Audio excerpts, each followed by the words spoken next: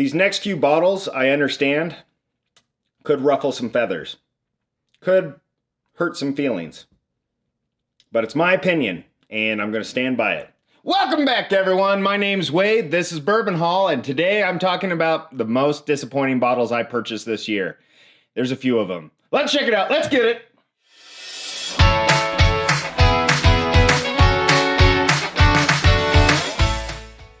So you may be asking, how does a bottle get on my most disappointing list? Well, there's a few things that go into the criteria. One, cost. If it costs a lot more than what I think the product inside, gives or is worth, then I'll probably be disappointed. And the other one is bottles I was really excited to get and had a lot of hype for, and they disappointed me in the overall composition, flavor, cost-benefit analysis, whatever you want to say. So these are some of the bottles that really hurt my feelings. So let's check it out. First one. Hey guys, appreciate that you're here. Since you're here, smash a like, subscribe down below if you're not, comment if any of these bottles hit you the wrong way. You're like, Wade, how could you put that in most disappointing, whatever. Or if there's some bottles that you think should be on there. Appreciate you guys watching. Also down in the description, there's links to my merch. There's links to Patreon. A lot of good, cool things going on there. You should really check it out. And also my barrel picks, that's coming up very shortly. And that will be a whole website dedicated to picks that I make. So appreciate you guys, but let's get back to the video.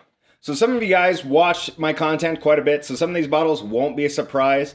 Some will. But the first bottle is disappointing. And it's because I had some hype around it.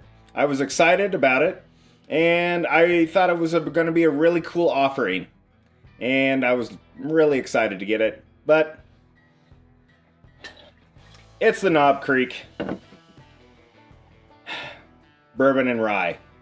I just didn't like the way that this came together. The composition never melded for me. And I like both of these products separately. And when they're put together, they don't hit my palate well. And it's really disappointing. Not a bad cost, 45, 50 bucks, depending on where you're at. I just wanted more out of it. I should have said I was expecting more. Hopeful. So yeah, this one, it's on the list. Disappointed. Ugh. This next bottle I got during a raffle, and it's not that the product inside isn't good. It's just that it's not worth the money. This was like $99. I think that it's a $50 bottle, $60 bottle. You'd be pretty happy with the contents inside. But come on, guys, what are we talking about? I don't care that it went on a boat across it. Who cares? Quit with the gimmicks and the storylines. That's pretty good whiskey. It's just about twice or 2 times the cost that it should be. So disappointing in the cost. Overall product, not bad. So this next bottle is one that is really an interesting bottle. I don't want to knock the distillery so much. It was more of how it was sold to me as a store pick from a liquor store. They were pretty proud of it, and I am not. It's a Cedar Ridge single barrel. It's really like barbecue sauce, and they were really proud of it, and it's an okay bottle. It is definitely not my profile, but the way that it was sold to me and hyped up, it's one of those things I know not to trust that person anymore. That's pretty much what it is. So I was disappointed in the person, disappointed in the bottle, disappointed in the experience. So, pure disappointment. This next one shouldn't be a surprise. It's Traveler from Buffalo Trace. This is just a blended whiskey. It's mostly cost. It's okay. It's mostly Canadian and some other stuff that I think is just It's fine. It's fine. Should be a $20-some bottle. It's weak. It doesn't have much. It would be a great starter bottle for a lot of people trying to get themselves into whiskey. For me, it is not worth anything to me. I wouldn't buy this bottle again, ever. So, yeah, disappointment from start to finish on this one. Get it. Now, this one I was really excited for. I was really hyped about it. It is from a distiller that I really enjoy. And they kind of disappointed me a couple times this year. And yeah, it's Baker's 7 High Rye. It is just overall, it's too minty. It's really a weird spearmint finish to it. It's not really well blended together in my mind.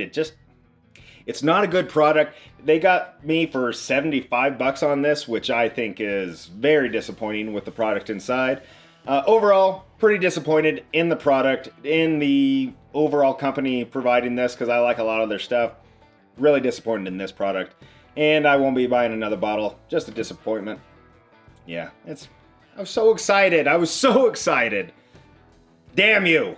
These next few bottles, I understand, could ruffle some feathers. Could hurt some feelings. But it's my opinion, and I'm going to stand by it. First, Old Forester 117 Series Rum Finish. Not good. It's so disappointing. I was so excited to get on the Old Forester website, which never, I almost cursed there, never effing works. And then, hey, I got on. It works. I got 2 bottles of this, and they're both trash. It's just a really disappointing product. I just don't, I don't like it. It's so bad, and it's so costly for a little measly $3.75. And so, Old Forester, do better. Do better than that. That is just, I know that you put it in a rum finish, and it doesn't have a whole lot of anything to it. It's not Old Forester, and it's not really rum. It's just bleh. And so, what a disappointing product. I like a lot of their other 117 series. I know it's experimental. I know some of them are going to be as good as others. But yeah, that is one of my top most disappointing bottles of this year. Meh. The next bottle is one of those that I bought for a buddy, but I was lucky enough to get 2. He has the whole vertical. I was really excited about it because I haven't ever owned a bottle of this particular brand or any part of the vertical series. I've had some of these bottles, thought they were pretty good, so I was excited to get one of my own. Blood Oath, the Pact 10. Blood Oath, Pact 10. This is overall just, it's aged in Cabernet and Merlot cask. It is, it's a $30 bottle in a coffin. It's such a disappointing bottle for the cost. I've paid 145 bucks for this bottle, and I think overall I wouldn't pay more than 40 bucks for it. And so yeah, I think overall that is all I have to say about it. Disappointed, so excited to get it. Really disappointed in the cost, the product inside, and do better, Blood Oath. Do better. All right, up next, Elijah Craig Barrel Proof C924. Was I expecting C923? No, I wasn't expecting it. Do I hope that this gets better? Yes. Do I think that it's worth $70, $80? No. I really think Elijah Craig's really jumping the shark on just product and cost. It seems like it's middle of the road or bottom. C923 was a banger. I'm going to be honest. That's why I picked this one up. And I'm disappointed in the product inside. And I'm disappointed for the cost that they're asking for this product. It's just a disappointment in general.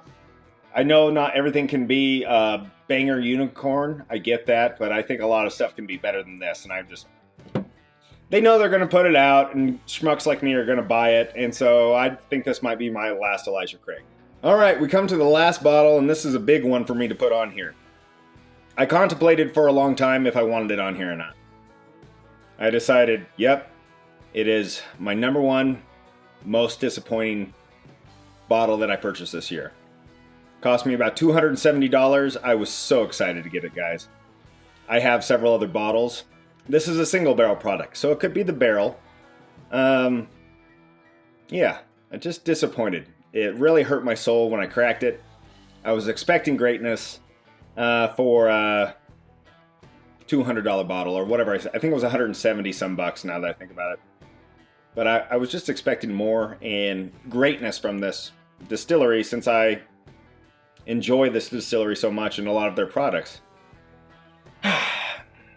Yeah, without further ado,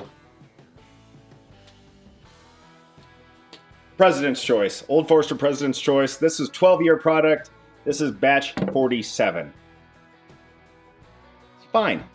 It's fine. I think that I have had a lot of Old Forester 100s that are blended product that are just as good or better. It's very disappointing to have a single barrel. I get it's a single barrel, but in the same, I was really excited to get this, like through the moon excited to get it. It's good. It's just not great.